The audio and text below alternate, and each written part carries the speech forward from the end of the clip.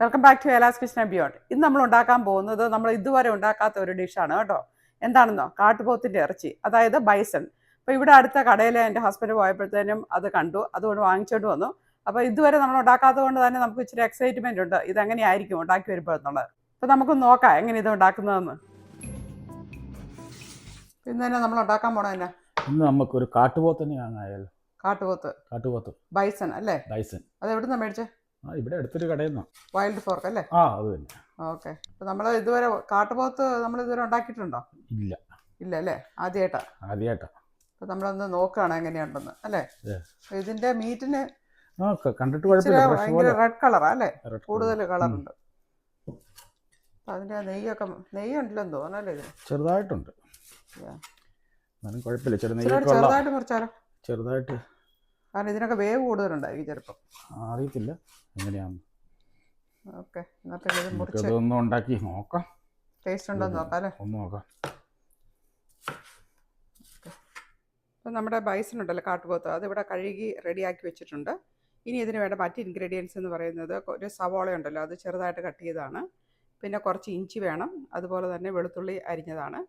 പിന്നെ അതിൻ്റെ കൂടെ നമുക്ക് കുറച്ച് തേങ്ങാക്കുത്തോടെ ഇട്ടാൽ നല്ലതായിരിക്കുമല്ലോ, അപ്പോൾ അതും എടുത്ത് വെച്ചിട്ടുണ്ട്. പിന്നെ കറിവേപ്പില, ഇത്രയാണ് എടുത്തിരിക്കുന്നത്. ഇനി നമുക്ക് പൊടികളൊക്കെ ഇടുമ്പോഴത്തേനും അത് നമുക്ക് പിന്നെ കാണിക്കാം. ആദ്യം നമുക്ക് സ്റ്റൗ ഒന്ന് ഓണാക്കാം. ഇപ്പോൾ ചട്ടിയൊക്കെ ചൂടായിട്ടുണ്ട്. ഇതിനകത്തേക്ക് നമുക്ക് കുറച്ച് വെളിച്ചെണ്ണ ഒഴിക്കാം. ഇപ്പം ഒരു 1.5 ടേബിൾ സ്പൂണോളം വെളിച്ചെണ്ണയാണ് ചേർത്തിരിക്കുന്നത്. ഓയിലൊക്കെ ചൂടായിട്ടിട്ടുണ്ട്. ഇതിനകത്തേക്ക് 1 ടീസ്പൂൺ കടുക് ഇട്ട് കൊടുക്കാം.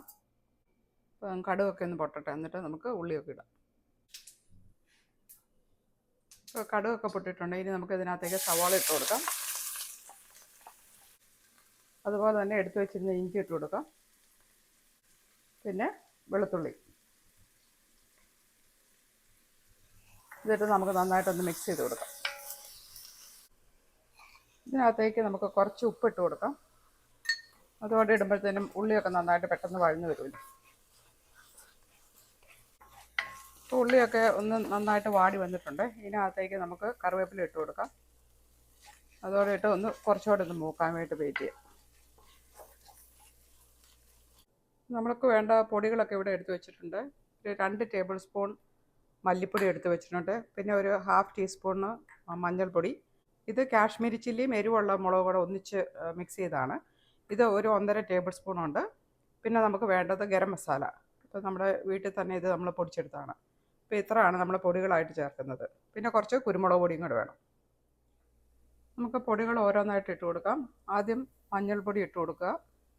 പിന്നെ മല്ലിപ്പൊടിയുണ്ട്, മുളക് പൊടി, പിന്നെ ഗരം മസാല, പിന്നെ ലാസ്റ്റ് കുരുമുളക് പൊടി. ഇത്ര ഒന്നിച്ച് നമുക്ക് ഇടാം. ഇനി ഇത് നന്നായിട്ടൊന്ന് മൂക്കുന്നവരെ ഒന്ന് വെയിറ്റ് ചെയ്യാം.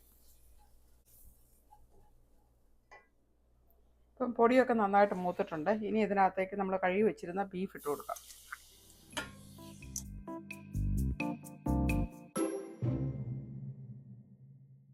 ഇതിൻ്റെ കൂടെ തന്നെ നമുക്ക് കുറച്ച് ഉപ്പോടെ ഇടാം. നമ്മൾ നേരത്തെ കുറച്ച് ഉപ്പിട്ടതാണ്, അതനുസരിച്ച് വേണം നമുക്കിപ്പോൾ ചേർക്കാനായിട്ട്. കൂടെ തേങ്ങാക്കൊത്തും കൊണ്ട് ഇട്ട് കൊടുക്കാം. ഇനി ഇതെല്ലാം കൂടെ നമുക്ക് നന്നായിട്ടൊന്ന് മിക്സ് ചെയ്യാം.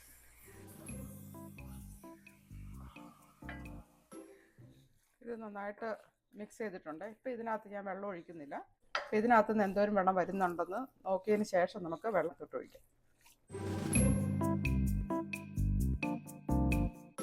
നമുക്കിതൊന്ന് മൂടി വെച്ചൊന്ന് വേവിച്ചെടുക്കാം. ഇപ്പോൾ ഒരു 10 മിനിറ്റ് കഴിഞ്ഞിട്ടുണ്ട്. നമുക്കിതൊന്ന് തുറന്ന് നോക്കാം. കേട്ടോ, ഇതിനകത്ത് കുറച്ച് വെള്ളമുണ്ട് കേട്ടോ. ഇപ്പോൾ വെള്ളം ഒഴിക്കേണ്ട ആവശ്യമില്ല. നമുക്ക് ഒന്നുകൂടെ ഒന്ന് മിക്സ് ചെയ്തതിന് ശേഷം ഒന്ന് അടച്ചു വെച്ച് കുറച്ചുകൂടെ സമയം കൂടെ എടുക്കുമല്ലോ ഇത് വേകാനായിട്ട്. ഇതൊരു മീഡിയം ഫ്ലെയിമിൽ വെച്ചാണ് കേട്ടോ ഇത് കുക്ക് ചെയ്യുന്നത്. അപ്പം ഇനി നമുക്കിത് അടച്ചു വെച്ച് കുറച്ച് സമയം കൂടെ ഒന്ന് കുക്ക് ചെയ്യാം. അപ്പോൾ ഇത് നമുക്കൊന്ന് തുറന്ന് നോക്കാം. ഇതിനകത്ത് കുറച്ച് വെള്ളമുണ്ട്, എന്നാലും ഇതിന് നല്ല വേവുണ്ട്. അപ്പോൾ വെന്തിട്ടില്ല. അപ്പോൾ കുറച്ചുകൂടെ നമ്മൾ വെള്ളം ഒഴിക്കുന്നുണ്ട്. ഇത് ഒരു ചൂടുവെള്ളമാണ് ഒഴിക്കുന്നത്. 1 കപ്പോളം വെള്ളം ഇതിനകത്തോട്ട് ഒഴിക്കാം. ഇനി ഒന്നുകൂടെ ഒന്ന് മിക്സ് ചെയ്തിട്ട് കുറച്ച് സമയം കൂടെ ഇത് വേവാനായിട്ട് നമുക്കൊന്ന് മൂടി വെക്കാം.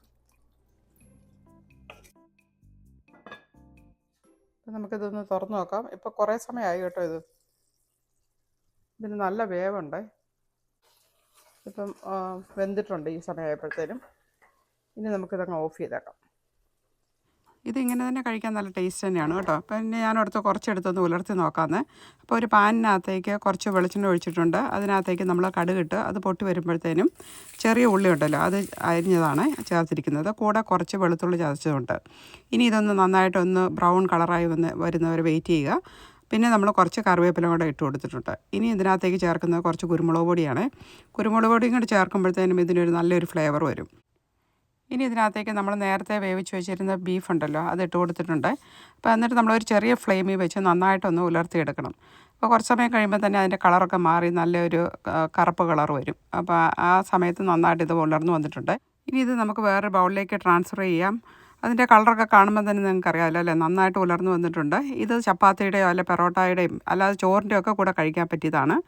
എന്തായാലും നല്ല ടേസ്റ്റിയാണ്. നിങ്ങൾ കണ്ടല്ലോ അല്ലേ എങ്ങനെയാണ് കാട്ടുപോത്തിൻ്റെ ഇറച്ചി വെച്ചതെന്ന്. നമ്മൾ സാധാരണ ബീഫ് വെക്കുന്ന പോലെ തന്നെയാണ് ഞാൻ ഉണ്ടാക്കിയത്. പക്ഷേ ഇതിന് ഭയങ്കര വേവാണ് കേട്ടോ. നമ്മുടെ സാധാരണ ബീഫിൻ്റെ ഡബിൾ ടൈം എടുക്കും ഇത് വെന്ത് വരാനായിട്ട്. അപ്പോൾ നമുക്ക് വേണമെങ്കിൽ പ്രഷർ കുക്കറിനകത്ത് ഉണ്ടാക്കിയാൽ കുറച്ചുകൂടെ എളുപ്പമായിരിക്കും. എങ്കിലും നമ്മൾ സാധാരണ സ്റ്റൗ ടോപ്പിൽ വെച്ച് ലോ ഫ്ലെയിമിൽ വെച്ച് ഉണ്ടാക്കുമ്പോഴത്തേനും അതിൻ്റെ ഫ്ലേവറൊക്കെ ഒന്നുകൂടെ നല്ലതായിരിക്കും. പിന്നെ ഇത് നന്നായിട്ടൊന്ന് ഉലർത്തിയോടെ എടുത്തു കഴിഞ്ഞാൽ അടിപൊളി ടേസ്റ്റാണ്. അപ്പോൾ ഇനി എപ്പോഴെങ്കിലും നിങ്ങൾ കാട്ടുപോത്തിൻ്റെ ഇറച്ചി കാണുവാണെങ്കിൽ മേടിച്ചുണ്ടാക്കി നോക്കുക. നല്ല ടേസ്റ്റ് തന്നെയാണ്.